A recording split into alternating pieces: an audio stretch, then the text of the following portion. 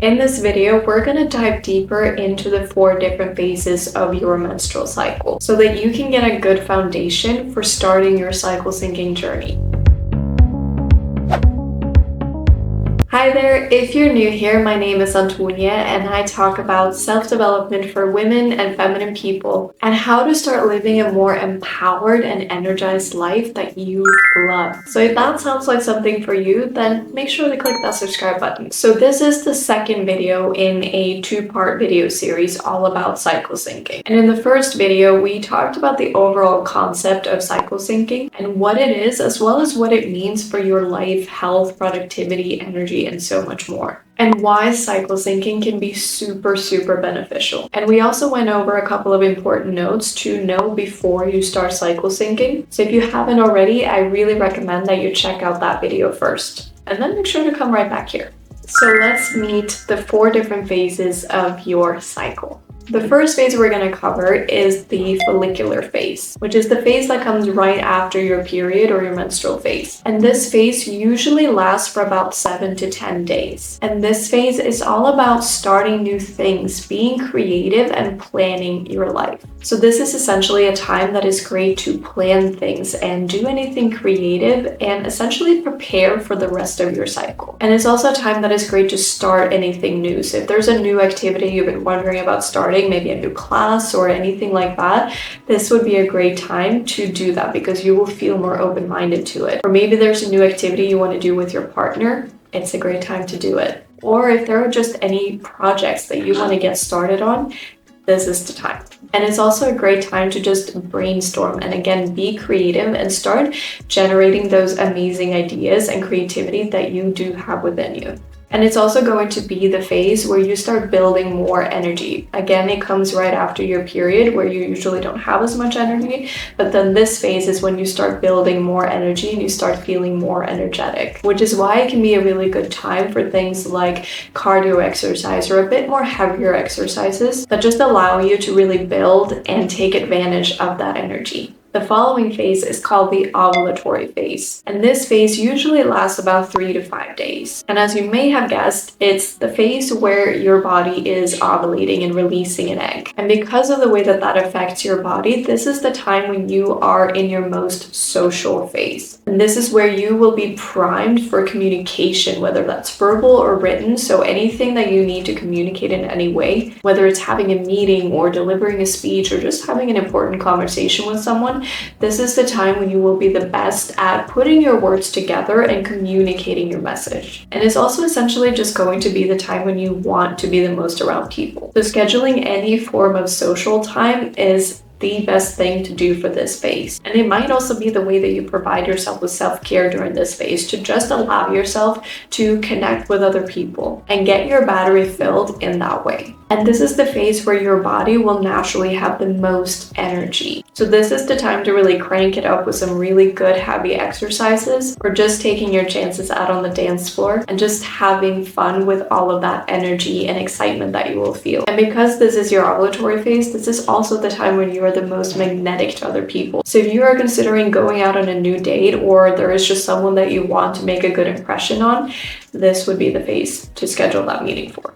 The next phase after that is the luteal phase, which usually lasts anything between 10 and 14 days. So this is the longest phase of your cycle. And this phase kind of has 2 parts to it. So in the first part of this phase, you will feel a lot of the similar effects and feelings that you had in the ovulatory phase. So you will still be quite good at communicating and you will still feel quite right with just doing any form of communication. And you will feel a lot of good energy as well, which you can utilize in your exercises and workouts. And the second half of this phase is when your energy starts declining a little bit more and you start getting a little bit more into being at home and taking care of yourself and taking it a little bit easier. And this is when you start progressing towards your menstrual phase or your period. So being very social or being very out there or taking a lot of heavy exercises might not feel that good anymore. And overall, in the luteal phase, this is kind of the time for you to be your own personal assistant and take care of all those to-dos that you have on your to-do list and check your emails and get those little nitty-gritty things done. And it's also the time for you to complete the projects that you started in the follicular phase, and where you have a little bit more of a detail-oriented eye,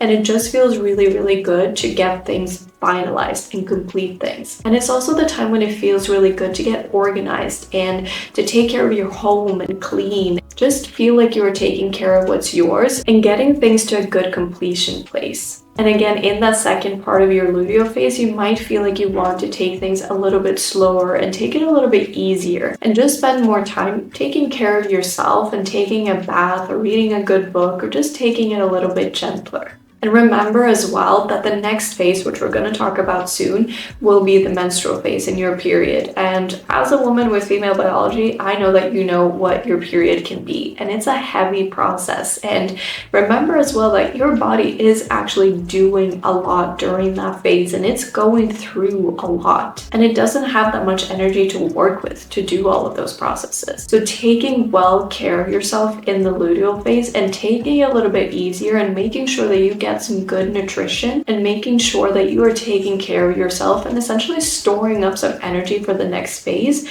is going to allow you to feel 10 times better during your period and during that menstrual phase. And I just want to let you in on a little pro tip regarding that, which is that in the first half of your cycle, so the follicular phase and the ovulatory phase, your body will naturally not need as much fuel and as much food and as much nutrition. I'm not saying go light and just not eat anything, and I'm not saying you have to go on a strict diet. I'm just saying that your biology and your body doesn't need as much fuel in that phase because it needs a little bit lighter and it wants to burn all of that energy that it has. But in the luteal phase and in your menstrual phase, your body naturally needs more fuel and it needs more calories to work with. And it is storing up energy to be able to go through that menstrual phase. So really keep in mind that in the luteal phase and in the menstrual phase, if you feel like you are hungrier than you usually are, or if you just feel like you want some heavier carbs and you just want to kind of store up a little bit more than you do at the other half of your cycle,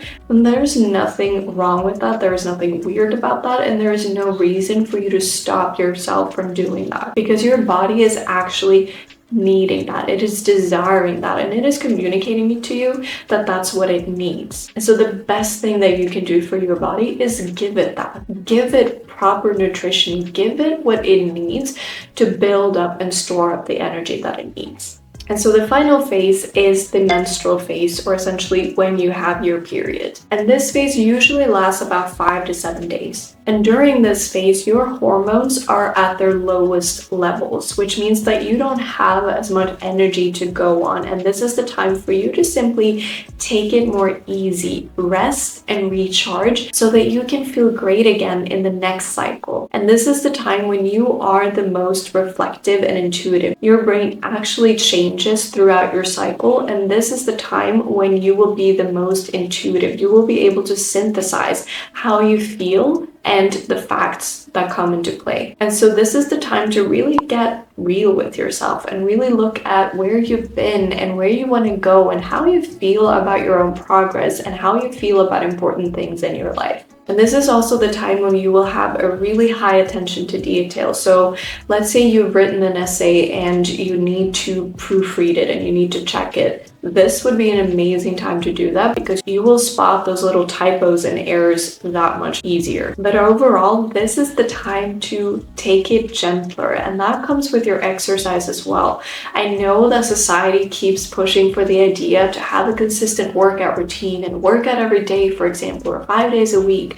But again, like we mentioned in the first part of this video series, your body doesn't just operate on the 24-hour clock. You have the 28-day cycle, and your cycle, your body and biology is calling for you to take it easy. It is not saying that every Sunday you're going to feel like you need to rest. That's just not how your body and biology works. The way that it works is by telling you that during your menstrual phase, that's when you need the most rest, and that's when you need to take it easy. So if you don't feel like working out, or if you don't feel like doing those heavy exercises, then there's nothing wrong with that. And that's not something you should push against. That is the time for you to take it a bit gentler. Maybe go for walks in nature, or stretch your body, or simply take it gentle and easy. And just remember that if you don't take care of yourself and your body in some phases of your cycle, you're not going to be able to feel the benefits of other phases of your cycle. So you will not feel the great benefits and creativity and flow in your follicular phase